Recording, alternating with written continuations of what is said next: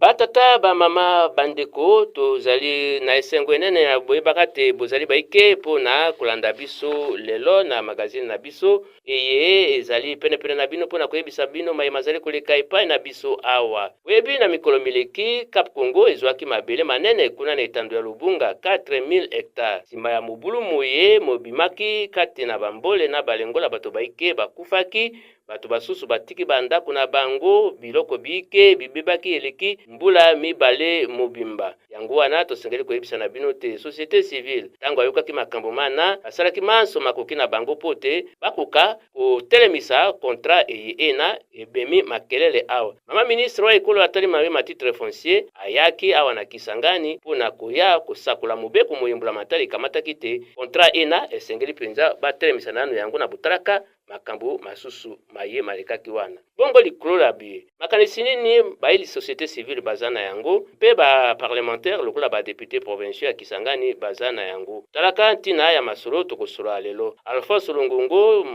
cadre de concertation à société civile elongo na honorable député Yule Okoma wa Kisangani bango nde babyangami na biso ya lelo. Magazine ye bozali kolanda esalemi na radio télévision Amani disanga yoko na radio ya yo lisungi ya technique ezali ya Internews na linaka projet ya kokembisa ba radio ya Zambatu 3R RDC lisungi ya mosolo liuti na coopération suédoise. Moise Mobaba azaya na technique awa bosobelo beli Pierre Kumba. Congolais olobi nini pona mboka na yo Congolais olingi nini pona mboka na yo oyo obongisa Kongo ezali likambo yangai na yo kozela temo paya aya polikambo yango etalise yo bonge beti tango koki tabasa na maemaleka loboko na loboko totonga Kongo ya sika héritage oyo bakoko batikela biso na bolingo pe bomoko nde tokolonga Kongo ya biso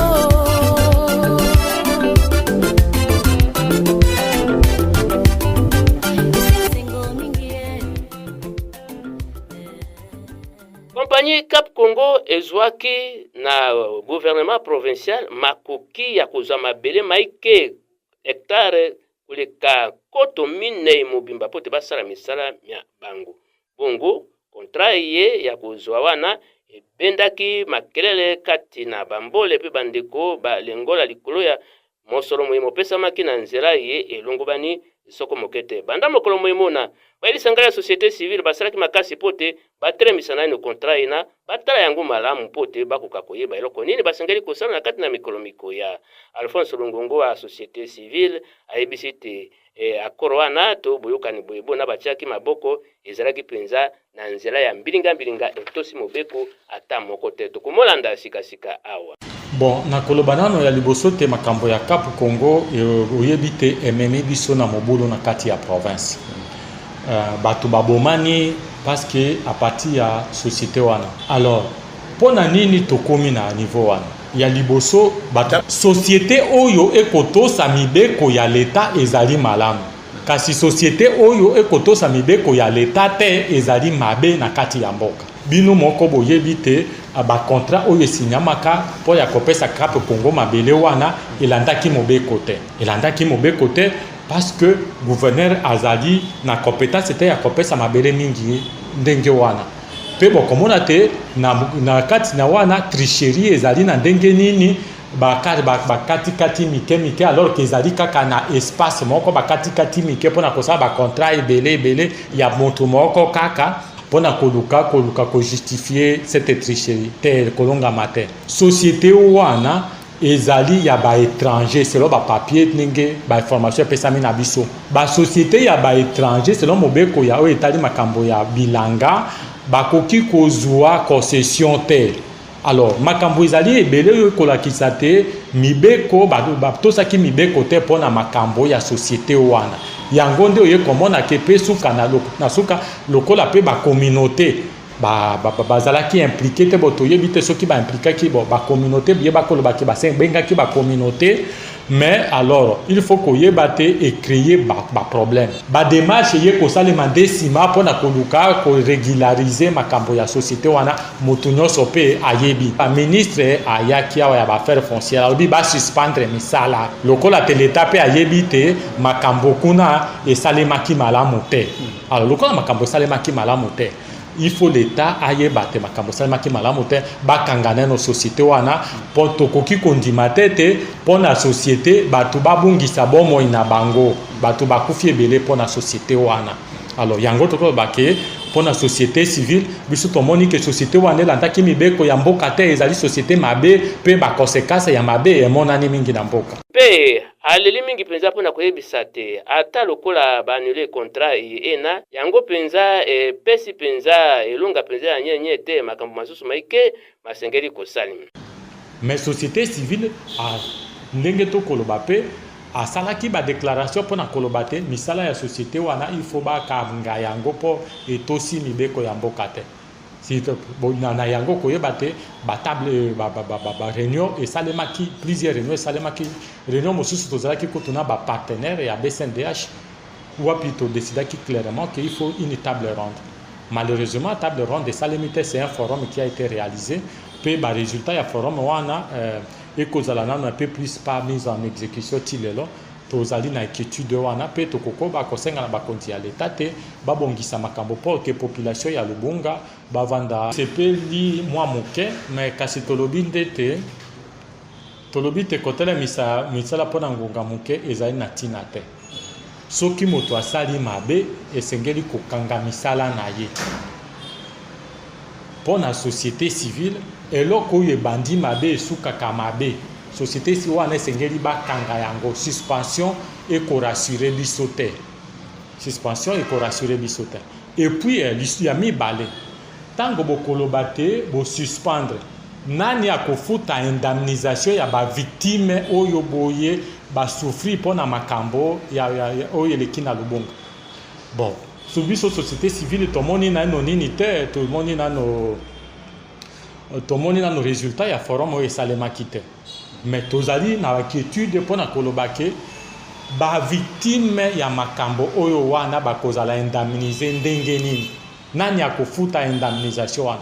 est-ce que kozala Cap Congo to ekozala nani okomona te makambo jusque là tozali nano makambo mosusu toyebi te nde yango okomona ke biso tolobi te eloko ya liboso nano bakanga société wana awa na chopo eloko ya mibale basambisa bato po ba indemniser ba victime yo ndeko gabi soki otamboli lelo na ville awa bo okomona bana mike bakomi ba mandia ebele biyo koki kondima te pona ba avantage ya ba étranger bato mosusu totika ba citoyen bakoma ba mandia na niveau wana. C'est comme ça que il faut que l'État asambisa makambo wana clairement pe de manière transparente pour que bazwa en charge ba victime oyo bako souffrir pona makambo ya intérêt ya ba quelques individus et étrangers. Pourquoi beaucoup qui ko saboter ba propre concitoyens na bino pour na ba illégalité oyo boye quelques personnes basali yango parce que bazali en connivence avec quelques étrangers oyo balingi te que tranquillité ezala na République démocratique du Congo. Ongambo ya yo honorable député provincial Yule Okoma Elia Kisangani ya sepeli penza na bomonoko mbula matali ya ekolo to gouvernement national bakamati mokano na botindaka mama ministre atali mama titre foncier kuta na mboka mokonzi Kinshasa pona kuya kotremisa misala mya Cap Congo awa bokoyoka mamoke makelele tozwa awa kaka na Cap Congo bokolanda sikawa lolenge mulungi mozalaki mokolo moyemona na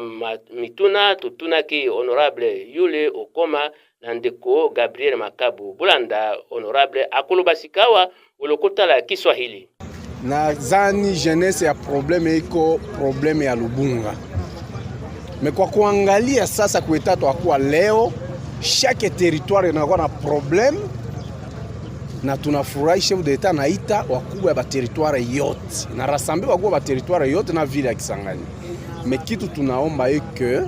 yafa baangalie ba vrai acteur. Narudishia tena baangalie ba vrai acteur ni ba participer ku forum. Monsieur le journaliste, les vrais participants jina benye batatosha par exemple ku territoire ya Ubundu, ku territoire ya Opala. Ni ba élus nationaux na provinciaux, njo batatosha ba jina ya bale ba vrais participants. À part les batu ba yakuna mwenye tatosha vrai participant parce que député national, député provincial wa Ubundu atayua keno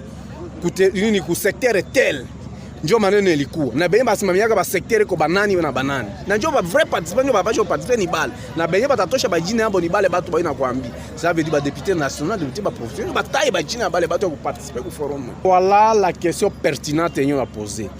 ba déplacer ata tufanye hivi tuko na bombe à retarder ni ba déplacer bale benye ko na chia ya fa ku forum tu trouver ba résolution de manière que ba déplacer bote ba rudie ko ba site yabo aba ya Ubundu barudie kwabo, aba ya Opala barudie kwabo. Kwa sababu kama tukubarudisha maneno tukoona hapa hii tutakreer bakuluna bingine kuvile. Na neno ingine itakuwa tena en zero parce que uko naona busiku muzima batoto kidogo baanza kulomba lomba habasome masomo après 5 ans 10 ans tutapata solution kanijua bale. Njoo kwa kifupi bale batu bote tubarudishe kwa site yabo. Aba ya Ubundu barudie, aba ya Opala barudie na tutapata solution. Bo neno ya lazima nile na kuambia kama bale batu banarudia tuliona ministre wa affaires frontières alikuwa hapa juu ya situation ya Cap Congo nazani ile situation nje litosha mwa problème lakini bana nile contrat na soulager quand même population ata hivi ke kazi kuendelea na bana nile contrat mais population quand même inafurahi nayo batata ba mama ata lokula batremisi yango kasi bailisanga ya société civile basali kukanisa eloko nini bakosala pona bandeko baye bakufelaki bandeko na bango bana na bango baboti na bango na biloko na bango bibibaki na mutuna munene ba société civile bazali kolela koyoka mwana mbuka Alphonse Rungungu. Oui, gouvernement cause en charge. Alors est-ce que gouvernement a rassuré biso que yende a signé ki ba certificat wana? Alors pourquoi gouvernement a cause en charge? Il y a la responsabilité makambo ya créé. Est-ce que le gouvernement na biso abungi que population kolela lelote banzela ezali mabe? Gouvernement na biso abungi te population kolela ba école ezali na ba livre te. Balakisi ba ko futa matena ko yebisa na province na biso ya Chopo balakisi bazali toujours presque na 2 mois ya retard ya paye. Mais le gouvernement paye sa bongo pour ma kambo mosusu bongo. Comment le gouvernement kokende komema responsabilité ya mabe oyo ya salite? Est-ce que contrat on a signé qui na pas le gouvernement national? Bato yo basala ki makambo wana bayebani pe mabe ya forum wana ezali nini? Ba acteur ya makambo yo ya contrat oyo ya lubunga wana bazala ki na forum te. Alors finalement ba traiter ki nini na forum wana? Et c'est comme ça qu'on a que le gouvernement Nabiso, il faut avoir des mesures où il à protéger la population. C'est ça le problème. Le gouvernement a un bon, oui, bien sûr, des mesures exoanées. Mais le gouvernement, il a beaucoup de problèmes. Guerre est allée dans l'Est. Le gouvernement a son mandoki et qu'il est dans l'Est. Mais comment le gouvernement, pour l'intérêt à l'étranger, il y a qu'à sacrifier la population pour prendre la responsabilité à l'étranger. Donc, je crois que Congo base la charge de oui, c'est à partir de Bango à indemniser, oui. Selon la société civile, Cap Congo a indemnisé les victimes. Congolais olobi nini e pona mboka na yo. Congolais olingi nini e pona mboka na yo oyo. Obongisa Congo ezali likambo yangai na yo.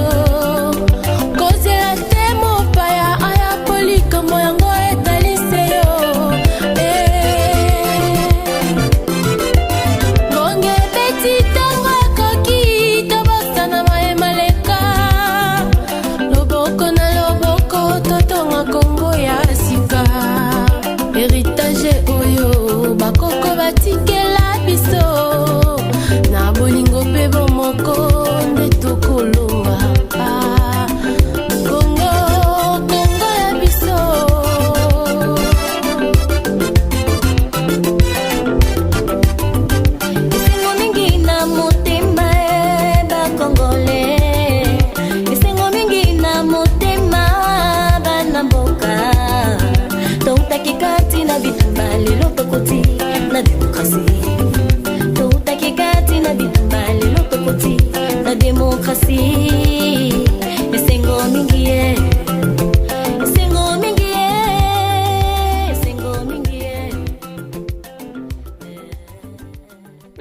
moye ma Alphonse Longongo azali kosenga indemnisation mpona ba victime balikambulie nde tosukisi makambo na biso toyedi be émission na biso magazine na biso ya lelo. Magazine esalemi na radio télévision Amani na lisungili ya radio ya yo appui technique ezalaki ya Internews bongo tosengeli koyebisa na bino te Internews asali yango na linaka ya kolendisa ba radio rural nyonso ya RDC 3R RDC lisungili ya mosolo di uti na coopération suédoise matondi mingi na babyangi na biso babale Alphonse Longongo elongo na honorable Yule Okoma wa Kisangani tondi pe na bino banso bandeko bozwaki bakulilamu ya bulandi biso lelo nzela ya singa ezalaki ya Maurice Mubaba oyo asalaki emission iye boso ya bino Pierre Kumba botikala malamu na bulandaka manaka masusu ma radio ya bino.